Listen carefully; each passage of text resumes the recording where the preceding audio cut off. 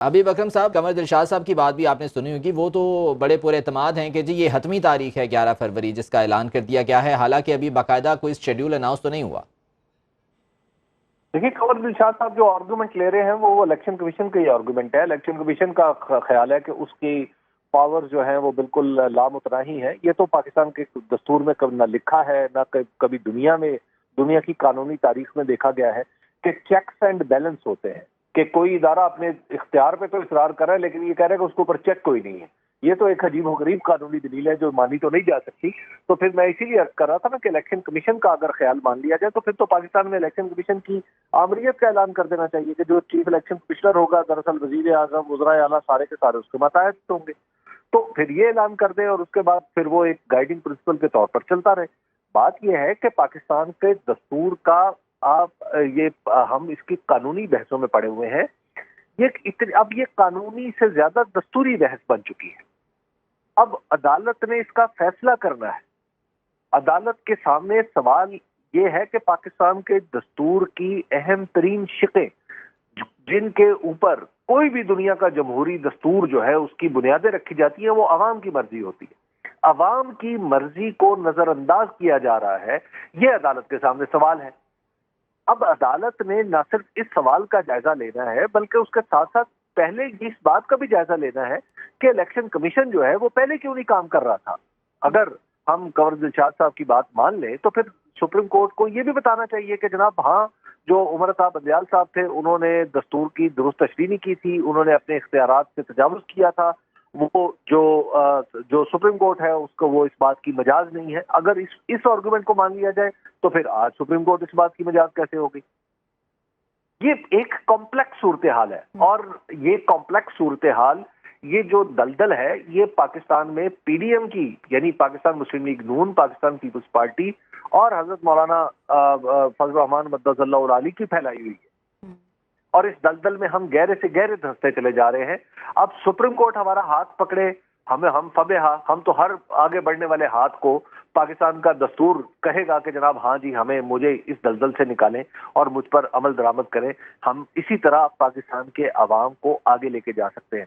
बसूरत दीगर तो हम साफ नजर आ रहा है कि क्या हो रहा है। इलेक्शन कमीशन की तारीख को आप अभी आज की तारीख में ये नहीं समझ सकते कि वाकई इलेक्शन कमीशन इलेक्शन कराने के लिए संजीदा है। अच्छा हबीब अकरम साहब, अगर हम सदर पाकिस्तान की बात करें तो क्या उन्होंने भी अपनी बेबसी कह लें या फिर कमजोरी का इजहार करते हुए तारीख का ऐलान नहीं किया, या उन्हें वजारत कानून ने गुमराह किया ये कहकर कि अब तो सदर के पास इख्तियार ही नहीं है तारीख देने का? देखिए, पाकिस्तान के अंदर हमेशा से ये कोई पहली सूरत नहीं है। पाकिस्तान के अंदर कोई पहला इलेक्शन नहीं हो रहा कि हमें पता ना हो कि इसका ऐलान किसने करना है। पाकिस्तान में इससे पहले कई इलेक्शन हो चुके हैं और सबके बारे में पता है कि उसका ऐलान कौन करता है। उसके नोटिफिकेशंस भी खुद इलेक्शन कमीशन की वेबसाइट पे पड़े हुए हैं, उनमें सदर का बरह रास्त जिक्र है। तो इलेक्शन कमीशन को यकायक ये इल्हाम हुआ है कि सदर का तो कोई किरदार नहीं। तो दरअसल इसका मसला क्या है, यानी मतलब क्या है कि पाकिस्तान के अंदर इतनी बार इलेक्शन हो चुका है, कभी ये सवाल नहीं उठा कि इलेक्शन की तारीख कौन देगा। तो इस दफा ये सवाल क्यों उठ रहा है? ये क्या पाकिस्तान में कुछ ज्यादा लाइक लोग आ गए हैं, ये क्या हुआ है? हमें तो ये समझ नहीं आ रही ना। देखिए, बात यह है कि ये खालिस्तन एक पॉलिटिकल चीज है। जब आपकी रियासत का इदारा यानी इलेक्शन कमीशन, उसके बारे में ये बदगुमानियां पैदा होना शुरू हो जाए कि ये इलेक्शन करवाने में इंटरेस्टेड नहीं है, और एट द सेम टाइम कुछ सियासी जमातों के बारे में ये बदगुमानियां हों कि ये भी इलेक्शन की तरफ नहीं जाना चाहती, और ये दोनों चीजें चाहे मुख्तलिफ अवामिल की वजह से कोइंसाइड कर रही हों, तो फिर नतीजा इसका सियासी होगा और इसके नतीजे पाकिस्तान के लिए अच्छे नहीं होंगे। तो ये आज भी आप देख लीजिए कि पाकिस्तान एक माली मुश्किलात का शिकार मुल्क है और IMF का वक्त पाकिस्तान में आया हुआ है। तो आज अचानक इलेक्शन कमीशन को ये सूझा है कि हम जनाब तारीख दे देते हैं। इसकी क्या लोग पागल है? क्या ये किसको पागल बनाने की कोशिश की जा रही है? देखिए, ये जब तक हमारे यहाँ इलेक्शन, मैं समझता हूँ कि इलेक्शन उसी दिन माना जाएगा जिस दिन आप और मैं अपना वोट कास्ट करने के लिए पोलिंग स्टेशन जाएंगे। बिल्कुल सर, ऐसा ही है। और अगर सर हम सदर पाकिस्तान की बात करें, क्योंकि चीफ जस्टिस ऑफ पाकिस्तान ने तो कह दिया है कि जाएं और सदर के साथ मुशावरत करें। अब अगर हम सदर के स्टैंड की बात करें तो सदर ने तो चीफ इलेक्शन कमिश्नर को मुलाकात के लिए तलब भी किया था, इलेक्शन के हवाले से मुशावरत के लिए बुलाया भी था, खत भी लिखा था, لیکن چیف الیکشن کمشنر نے ملاقات کرنے سے انکار کر دیا۔ اب جبکہ چیف جسٹس نے کہہ دیا ہے کہ آپ صدر کے پاس جائیں، ان سے مشاورت کریں، تو کیا آپ صدر کی جانب سے کسی قسم کی مزاحمت کی جا سکتی ہے یا پھر وہ جو تاریخ الیکشن کمیشن دے گی اسی پر اکتفا کر لیں گے؟ دیکھیے، صدر تو الیکشن چاہتے ہیں، اور صدر کے پاس اگر جاتے ہیں تو مجھے نہیں لگتا کہ صدر صاحب کو اس تاریخ پہ بہت زیادہ اعتراض ہوگا۔ ہو سکتا ہے وہ چند دن پہلے کی کہہ دے یا ایک آدھ دن آگے پیچھے ہو جائے۔